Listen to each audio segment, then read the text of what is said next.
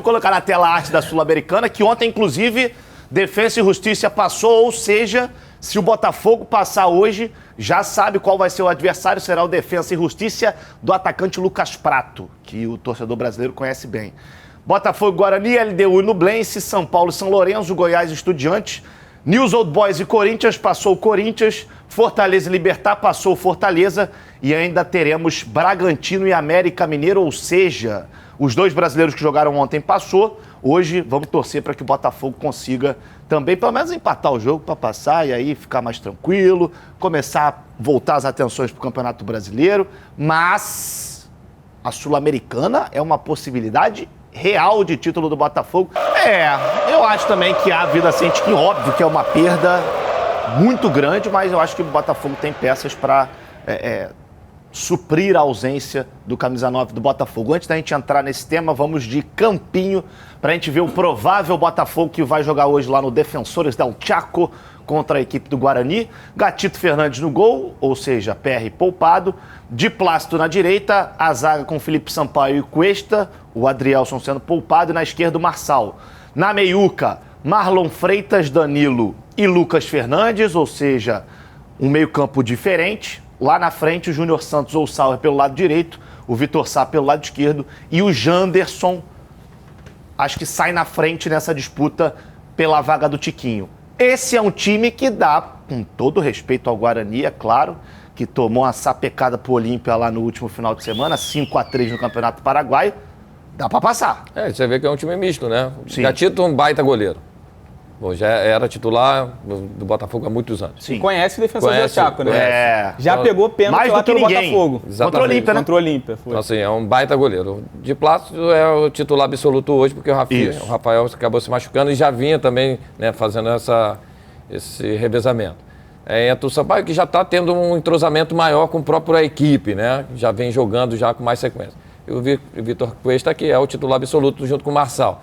O Marlon, titularíssimo, e o Danilo, que era titular agora mesmo. Exato. Então, bela dupla de volante. Aí entra o Lucas Fernandes, que entra no lugar do Eduardo. Lógico que é diferente a dinâmica, porque o Eduardo controla mais o jogo, tem um passe até mais agudo, mas o Lucas Fernandes tem uma dinâmica de ajudar na marcação de recomposição até melhor do que o próprio Eduardo. Vitor Sá é o titular absoluto, o Júnior Santos, agora é mesmo... Não sabe se é o titular ou não, mas que tem ali o Gustavo Sauer, que pode vir a ser titular. Então, quer dizer, é um grupo fortíssimo. E o Janderson, para mim, que eu falei agora é mesmo ali no programa da rádio, que o Janderson precisa dessa confiança.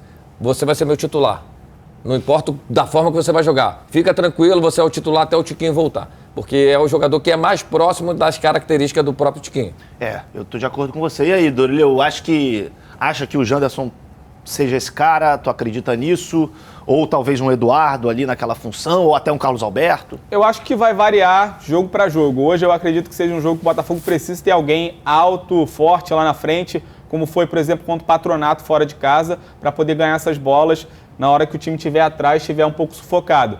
E pensando nisso, o Janderson é o mais indicado. O Eduardo não é um cara de brigar tanto na frente, é um jogador que está mais dinâmica, mas não tem esse corpo a corpo tão forte quanto o do Tiquinho, quanto o Janderson. Então acho que para hoje... característica, né? A característica dele não é essa. Então acho que o Janderson para hoje seria a melhor escolha.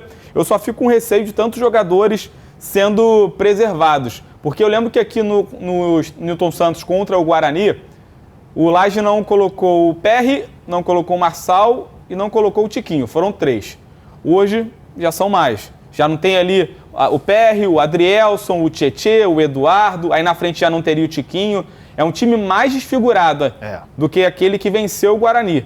E esse time do Guarani pode não ser nenhuma potência, mas também não é uma baba. Não é um Magajanes, não é um Patronato. Um César Valerro. É um time que lá no Defensores del Chaco pode fazer uma pressão em cima do Botafogo.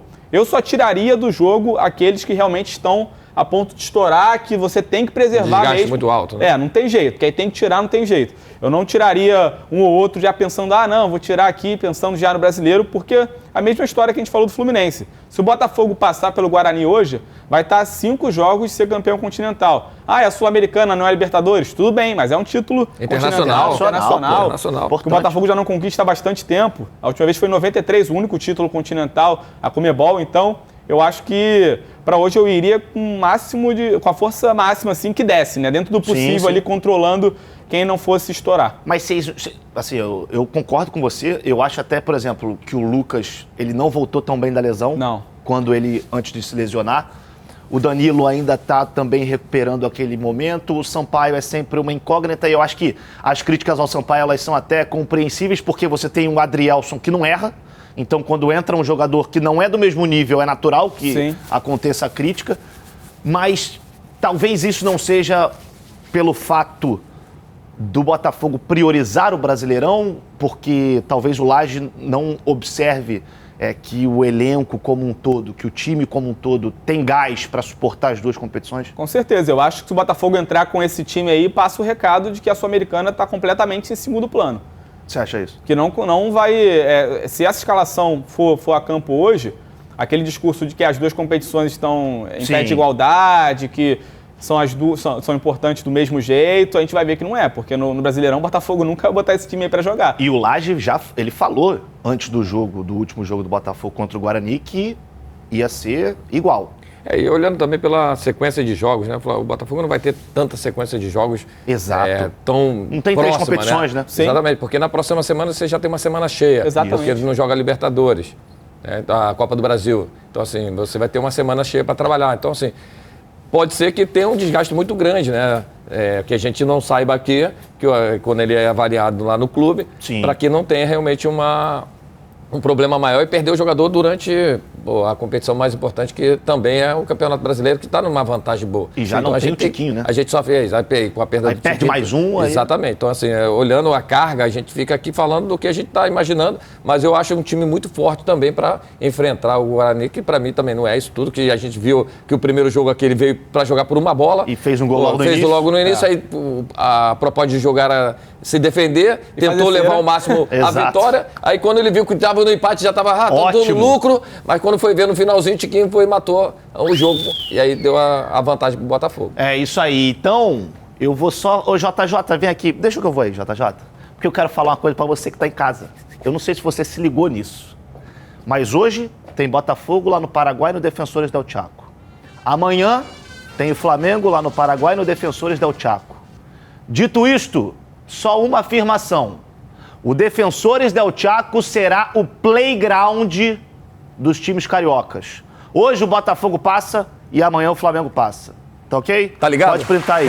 Valeu? Concorda ou não? Tá ligado? Pô, como diz o nosso... Meu amigo, isso é futebol carioca. Os 3 primeiros do Brasileirão são do Rio. E vambora. Com vantagem, né? E com vantagem. Passar, exatamente, é isso aí. E o Fluminense acabou de dar tem mais qualidade também. Um tapinha no Palmeiras. Também acho. Eu também acho. Os dois times têm mais qualidade. É bom que aí os amigos um pouco longe ficam...